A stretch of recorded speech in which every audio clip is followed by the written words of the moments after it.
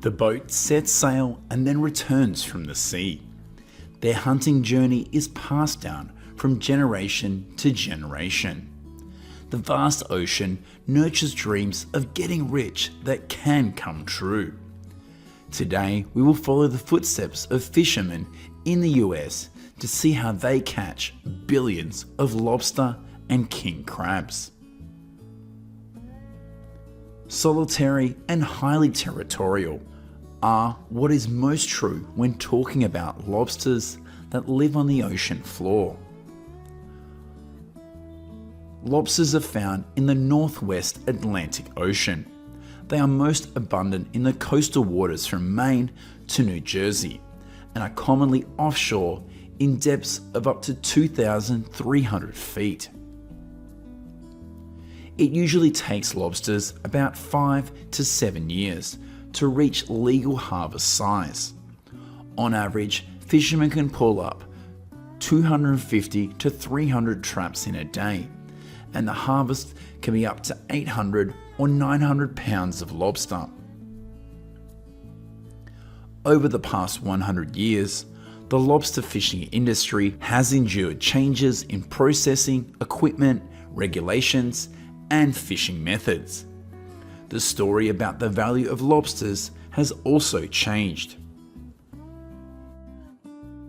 If in the early 1900s, lobster was considered the food of the poor, but today, lobster is an expensive delicacy, loved by many rich people.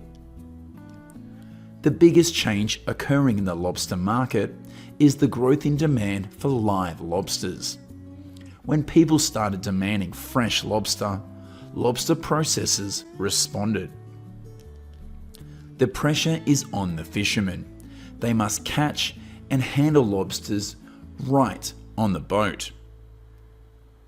This is because this is the first step for both preservation and processing.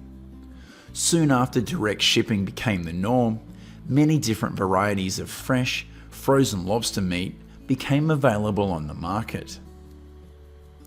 Lobster fishing is the livelihood of people in the northeast coast. Passed down through generations, it has been going on for well over 100 years. So the important thing here is not only to catch excellent lobsters, but to also ensure that they remain in the future for the next generation of fishermen. A lobster fisherman's day typically starts at 3 a.m. Before departing the harbour, they need to prepare fresh bait to put in a trap. In a small boat, these fishermen are travelling to locations where they believe lobsters frequent. These traps are usually made of wire mesh or wood. The bait is usually fish or other seafood to attract lobsters. The traps are designed so that it is easy for lobsters to enter, but difficult for them to escape. However, each trap must have a small hole to protect baby lobsters. The trap is immersed on the seabed from depths to 6 to 90 feet. They usually let the trap sit in the water for 2 to 3 days. They will then return to pull up each trap. The lobster fishermen will begin pulling the traps onto the boat. They use a special hook to snatch up the buoy. The trap line is then brought onto the boat and connected to a hydraulic trap puller, a pulley-like system that automatically rolls the trap from the bottom of the ocean up and onto the boat. The area of this trap is enough for 20 lobsters to enter. After a day, the fisherman will come to check and then put the trap back in its original position. These operations are repeated until the end of the catching season. Once the traps are loaded onto the boat, the lobsters will then be graded, and any lobsters under 3¼ inches or over 5 inches in length will be released back into the ocean. They also follow measures to protect female lobsters that carry eggs. This lobster fishing method is regulated to ensure the sustainability of lobster populations. For divers, everything must be done quickly and accurately. They don't have much time or oxygen. You know, these lobsters can weigh up to 44 pounds. They are quite strong in the water and can injure them. Like a treasure hunt on the vast ocean, there is no specific or exact strategy. The results of the trip depend greatly on the area they choose to catch lobsters. Speculation and luck are two words we can imagine about this trip. The US is tightening regulations on fishermen to develop and preserve lobster resources in the ocean. Fishermen must have a license to harvest lobsters and comply with regulations on the minimum and maximum size of lobsters that can be harvested. Early in the morning, before sunrise, the fishermen started their boats out to sea. Their goal is to try to catch as many king crabs as possible. Fishermen use special traps to catch these giant creatures. The trap is box-shaped, consisting of a steel frame covered with nylon mesh. Each trap weighs 600 to 800 pounds, and a ship can carry between 150 to 300 traps. Herring and cod are often placed inside as bait. They will then release these traps to the seabed where the king crabs reside. The location of the trap is marked on the sea surface with a buoy. This is an identification sign for easy harvesting. After leaving the traps on the seabed for 1 to 2 days, they are pulled back to the surface. This is the time fishermen look forward to the most. They will know if they have gotten lucky or not. This trap is put onto the boat and the fishermen will classify their catch. King crabs that do not meet the minimum carcass length of 7 inches and weigh between 7.5 to 8 pounds will be returned to the ocean. King crabs are kept alive in tanks until the boat arrives ashore for sale. If the weather gets too cold, live king crabs can freeze and burst. Besides, if left in the tank for too long, they can harm and kill each other because they can be cannibalistic. Additionally, if a crab dies for any reason, it will secrete toxins that can kill other crabs. If fishermen fail to remove the dead crab, it can poison the entire tank and ruin the catch. After catching, fishermen must transport king crabs back to the port to store it in oxygenated ice pumps to ensure freshness. The Alaskan king crab fishing is conducted in the fall in the waters of Alaska and the Aleutian Islands. Then the quality king crabs will be shipped worldwide. Only certain types of king crab are legal to hunt at different times of the year. Similar to lobsters, only males are legally allowed to be hunted and processed. In fact, behind the nutritious dishes and economic value that king crabs bring, fishermen also sacrifice many things to capture them. King crab fishing is very dangerous, and the death rate of fishermen is about 80 times higher than the death rate of ordinary workers. According to statistics, on average, one king crab fisherman dies every week during the hunting season. More than 80% of these deaths are due to drowning or hypothermia. Fishermen are also vulnerable to injuries from working with heavy machinery and equipment. However, for fishermen in the US, those lobsters and king crabs in the ocean are the shortest way for them to get rich. You see, the ocean is far away with big waves and winds. Danger awaits those who sail out to sea. Fishing not only brings income to fishermen, but it also helps develop the local economy. It has a much greater meaning. We can see that it is the fishermen who connect us closer to the ocean, from lobsters and king crabs in the ocean until they appear on your dinner table. It's all a long process in which fishermen play a huge role.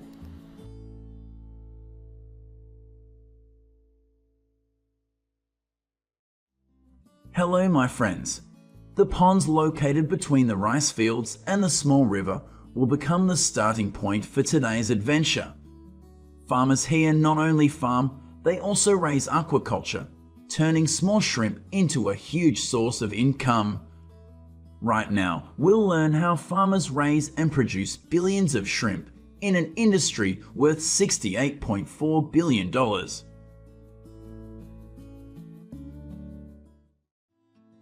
Farmed shrimp accounts for 55% of global shrimp production. Of these, about 75% of farmed shrimp is produced in Asia. Most take place in China, followed by Thailand, Indonesia, India, and Vietnam. Shrimp farming has generated significant income in these developing countries. Shrimp farming has changed from traditional small-scale enterprises into a global industry. Technological advances have led to farmers raising shrimp at increasingly higher densities. To have a bumper crop, the top factor is shrimp seed. Female shrimp lay 150 to 500 eggs at a time. After hatching, shrimp larvae are usually incubated for about 15 to 21 days to increase survival rates before being transported to the farm. Of course, the life cycle of shrimp takes place under conditions that are completely controlled by farmers. To effectively raise shrimp intensively, farmers must accelerate the growth rate and control the farming process so that the shrimp are uniform in size. At the livestock farm, before welcoming a new batch of baby shrimp, farmers will treat the pH level in the pond. Each pond has an oxygen generator, roof, bottom lining, and plastic pipes placed underneath to absorb water and release air from the pond. Shrimp are fed a high-protein diet, often provided in pellet form consisting of fish meal, soybean meal, and other supplements. The feeding schedule is adjusted according to the growth rate of the shrimp. If grown well, mature shrimp can be 5 to 8 inches long. With this intensive farming method, shrimp reach a weight of 40 shrimp ib after 80 days with a productivity of 55 tons per pond. Tiny shrimp are raised in vast shrimp ponds. They go through a magical development journey.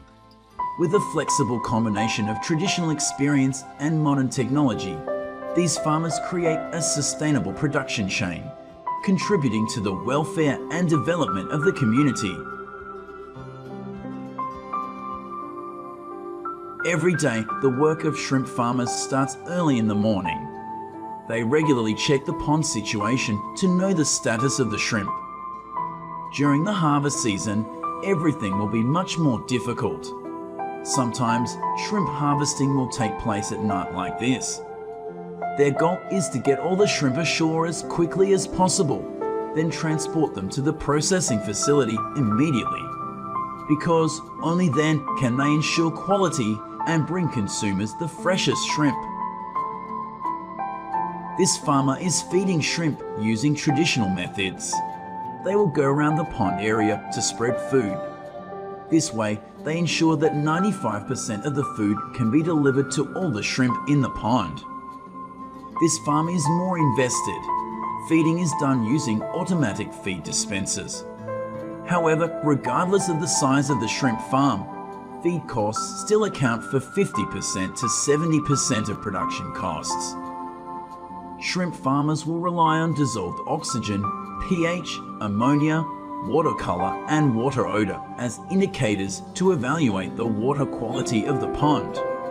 When water conditions in ponds deteriorate due to leftover food and shrimp excreta, farmers will treat the water in the pond to prevent disease.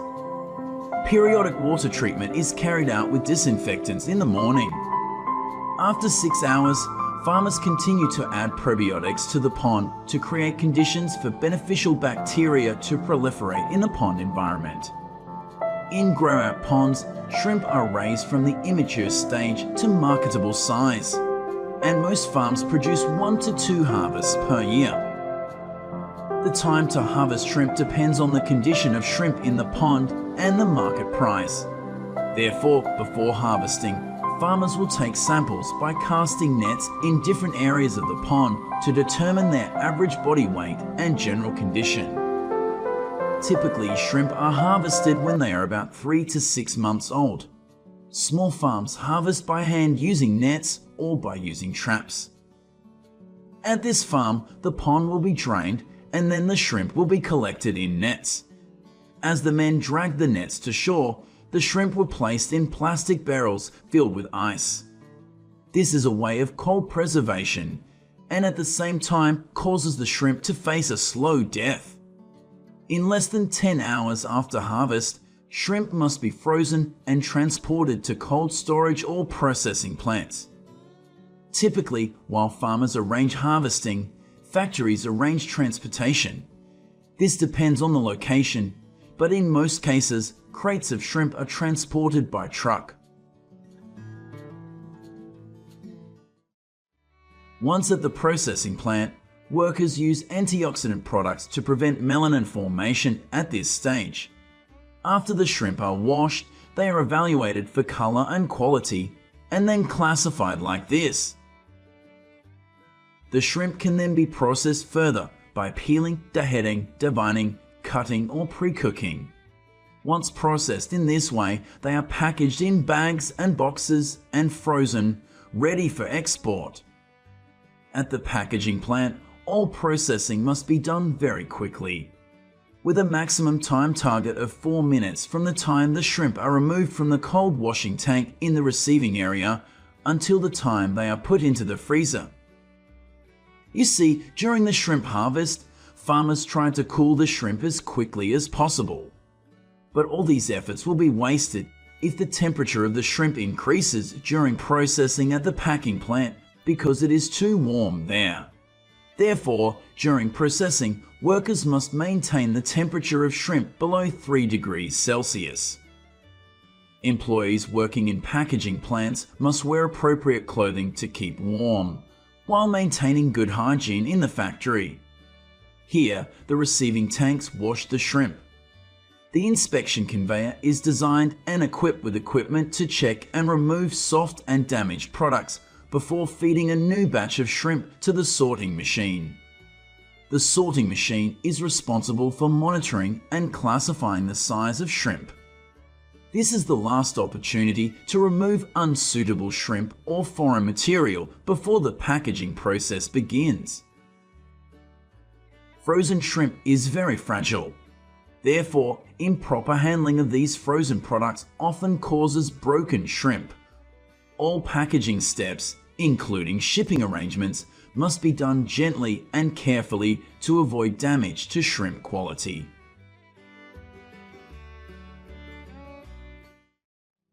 Recently, high-tech shrimp farming models are popular with farmers because they can produce 3 shrimp crops per year, nearly doubling compared to traditional farming models. High-tech shrimp farming helps manage shrimp farming water quality and reduce the risk of diseases caused by weather. At the same time, the environment is protected because wastewater is thoroughly treated. The death rate of shrimp in high-tech shrimp farming is significantly lower than in traditional farming models. The shrimp industry is focusing on investing in developing a closed shrimp farming system from production to sales to reduce production costs and improve shrimp quality. Shrimp farmers have come together to form cooperatives to raise shrimp on a large scale. These cooperatives are provided with quality shrimp seeds, feed and shrimp farming materials, while ensuring sales output for these cooperatives. These shrimp farming systems, combined with closed production lines, bring outstanding economic efficiency. Besides benefits, challenges such as diseases and fluctuating shrimp prices in the market are also the top concerns of farmers. This makes it necessary for farmers to continuously monitor and analyze situations, think about solutions, and quickly adapt to these growing challenges.